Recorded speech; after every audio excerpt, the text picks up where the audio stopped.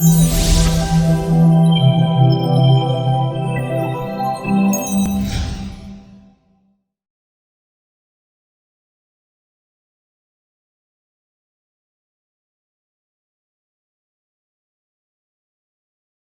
of the arguments that's very often made against doing anything about climate change is because there is scientific uncertainty. People say, well, the problem is uncertain. We don't know what's going to happen, so let's just forget about it. And as a scientist, I found that concerning because, in actual fact, the opposite is true. I'm Stephan Lewandowsky. I'm a professor of cognitive science at the University of Bristol, and I work on how people think about complex problems such as climate change. I think the first thing that is important is for you to know and then to clarify to the public that the actual role that uncertainty plays, scientific uncertainty in climate change, is to amplify the risks we're facing. And this is the complete opposite of how uncertainty is being used in public debate.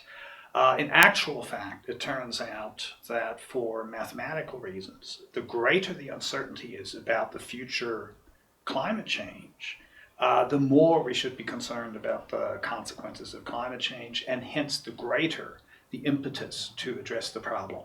And to my mind, that's a very important point to get across. Uncertainty isn't our friend. It is something that should scare us and that should compel us into action.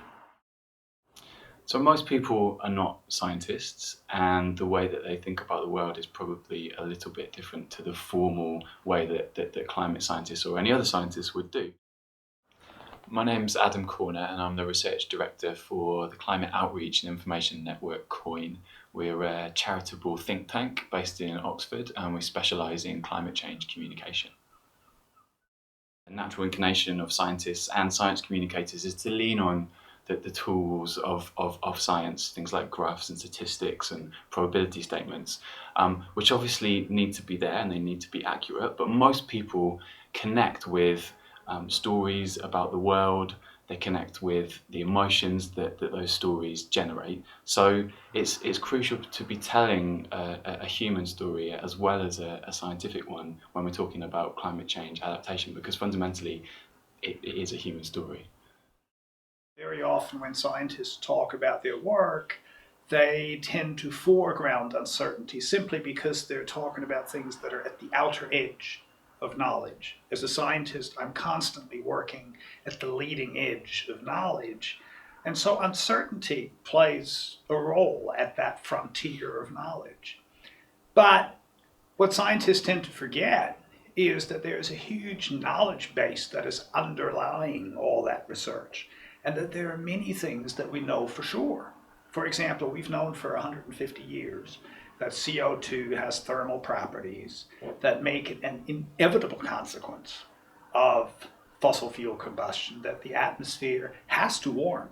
There's just absolutely no question about that. We know that. So why not foreground that knowledge?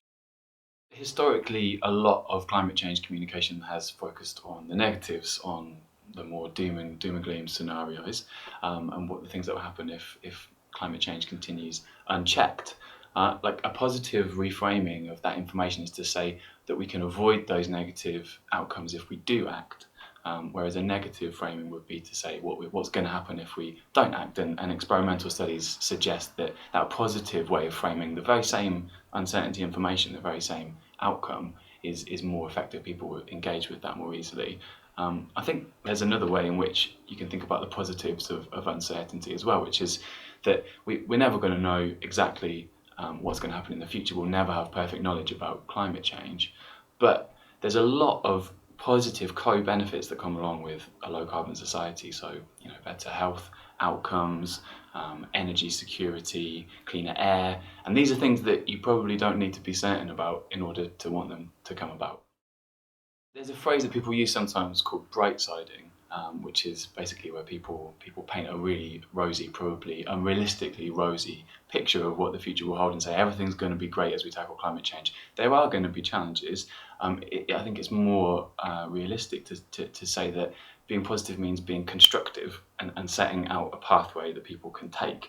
And actually there was a study of a group of people in New Zealand where they provided some people with information about local adaptation procedures and things that could be done. And they found in that study that actually that increased people's willingness to mitigate climate change as well. And I guess it's about always having that narrative that links those two things together, the mitigation and the adaptation, because they're two sides of the coin and they've both got to happen.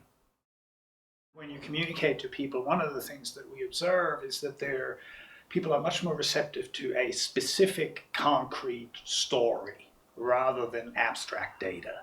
So if there's anything you can do to make climate change more tangible and to say, well, imagine a flood, imagine a drought, think of what it will be like in the future if we have more extreme events. Those are the kinds of things that bring the issue to life for people. I think most people have an intuitive understanding of risk. Anybody who owns a house probably has homeowners insurance, because even though the risk of your house burning down is extremely slight, you just simply can't afford to take that risk. And so you insure yourself against that. For a couple £100 a year, you can buy peace of mind. And people understand that. And climate change is similarly, one way of looking at it is as a risk management problem. And the risks from climate change in the long run are far greater than the risk of your house burning down. And once people understand that, I think they can think of mitigation policies such as a price on carbon or whatever. They can think of that as an insurance premium, basically, for their grandchildren's future. Obviously, where the big movement is at a macro level, so global agreements to limit carbon emissions or the rolling out of large-scale renewable energy technologies. But I think that although those things seem different to the everyday psychology of communication, they're actually not all that different. It's still human attitudes and beliefs and behaviours that underpin a lot of those things. Any new technology, as we see over and over again, it faces contestation and pushback from people if they don't accept it for whatever reason. People don't decide to use a zero carbon bus, then it's going to have zero passengers. So I think it's easy to draw those distinctions, but actually the psychology of communication is pretty fundamental to all of it. The Uncertainty Handbook is a practical guide for climate change communicators, whether they're from policy or campaigners or community group organisers. And you can download it from the Climate Outreach website, which is www.climateoutreach.org.